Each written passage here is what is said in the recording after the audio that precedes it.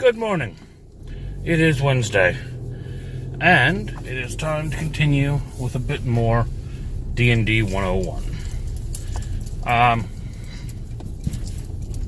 Right, we've covered a few things off so far. We've covered off the basics of what you need to know to actually roleplay the game. We've covered off a bit about your statistics, your ability scores. We've talked about the race choices available to you. The next key feature is your class. Now, a class in D&D is kind of like a profession in the real world. It is what you do, what you are trained in, what you are good at. Well, hopefully you're good at it. Otherwise, why'd you pick it as your class? I'm going to cover these off a little bit differently because I think there are some classes that are a lot more beginner-friendly than others. So I'll start with them, and then I'll loop back around to the other ones that I think are a bit more involved. Alright, starting out. The most beginner-friendly class there is. And this is kind of a toss-up between two. The barbarian or the fighter. Now, the barbarian, we'll start with. Big, hulking brutes. Most of the time. Driven by rage. What does a barbarian do? They hit things. They hit things a lot. And they hit them really hard. Barbarians are typically low armor class. They don't tend to wear much armor, if any at all. High hit point. Lots of constitution, as I mentioned before. High strength. Bash things with melee weapons. They have a special ability called Rage, which basically means that they take a lot less damage and deal a bit more damage as long as they keep fighting. If they stop fighting, then they start to get penalties instead of bonuses. They're a fun class. They're a lot of fun. They are your Hulk Smash, your Conan the Barbarian. Yeah, barbarians are fun. Now, a fighter. A fighter is, in a lot of ways, similar to a barbarian. They are both melee fighters. They both hit things with swords or axes or clubs or whatever other kind of weapon you can hold in your hand and swing. The difference is that fighters tend to wear heavy armor. They are tactically minded. They are...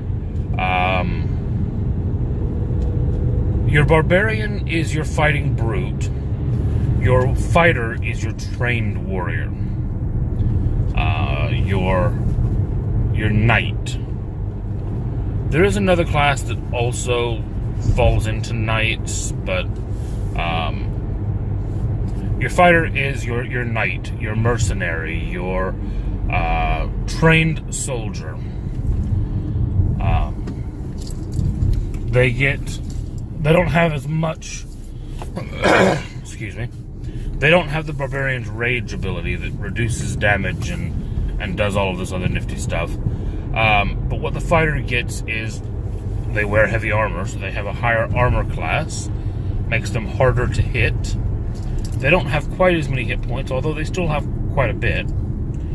And then they get special features that represent the tactics that they use in the fight. Whether that's being able to hit your opponent with a shield and then follow up with a thrust, to put them off guard, or to trip them so that it makes them easier for your allies to hit, or in some way affect the battlefield. So they do overall less damage per round than a barbarian, but they have other effects to make up for it. They might do 2/3 the damage of a barbarian, but then make it so that the next person that attacks that enemy does double damage. Trade-offs. Following the barbarian and the fighter, the next class that I would say for beginners is the rogue. In some earlier versions of D&D, called the thief. Your rogue is your sneaky, sticking to the shadows, sometimes assassin, sometimes thief, sometimes spy. Not necessarily evil, bear in mind. It could be very easily argued that someone like Indiana Jones was a rogue. He didn't really fight that well. He snuck around and he ran around and he solved traps and he made his way into places and made his way out of places. Indiana Jones was a thief. He was a rogue. Rogues get less hit points than either fighters or barbarians. They wear less armor than a fighter, though probably more than a barbarian. So their AC is kind of in that moderate range. They do less damage on a normal attack than a fighter or a barbarian, but they have something called sneak attack. What sneak attack means is, if I get into a situation where the opponent doesn't see me coming, if they're not ready for me, then I do a lot more damage. And that's basically what sneak attack does. They also get a number of other utility abilities. They have a lot more skills. They have a lot more evasion techniques. They're really good at... They can't take as much damage. They don't have as many hit points. But they're good at avoiding damage. As they level up, they start learning to do things like dodge fireballs and take half damage from an attack and things like that. So if you want to play kind of the sneaky, crafty thief, dungeon delver, whatever, rogue's a good choice. Now then, moving on,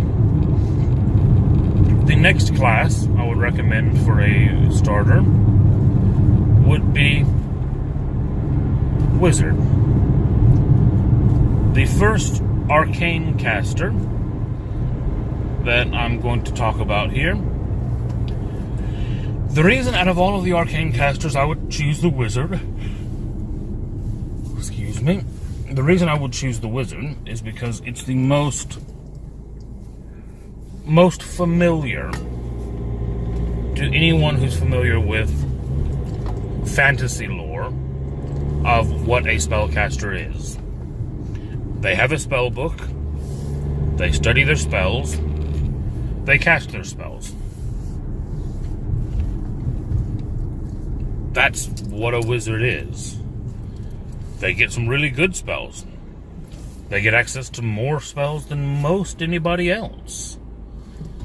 But they learn them slowly over time. You get to grow into it.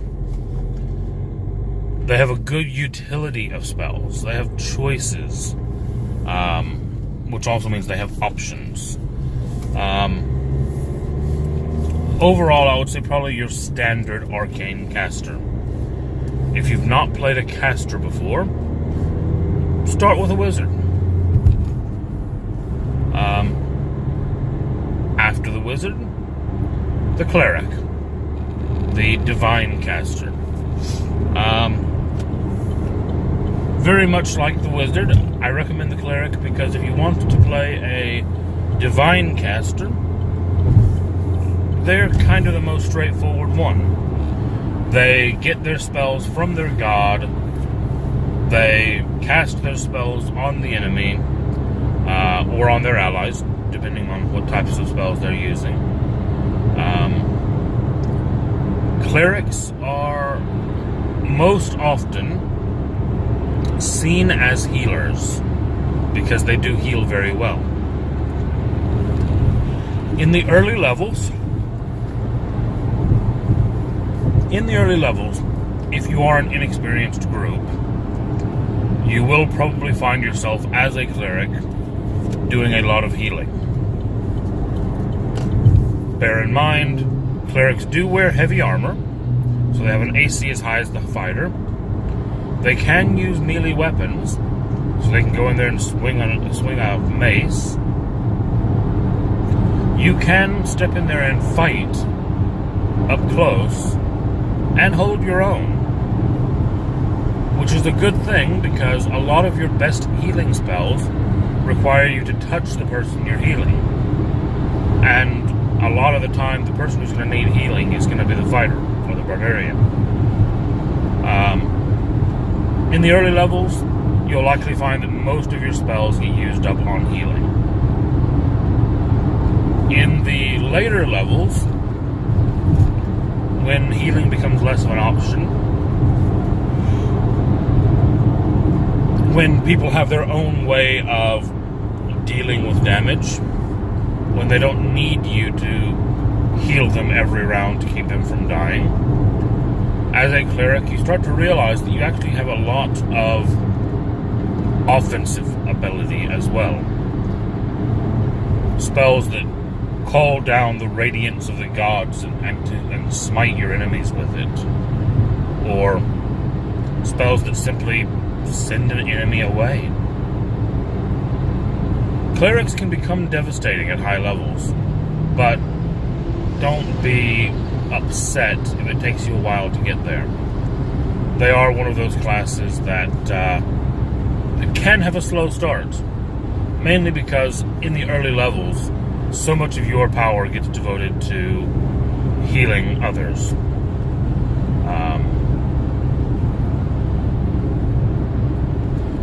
And there we are.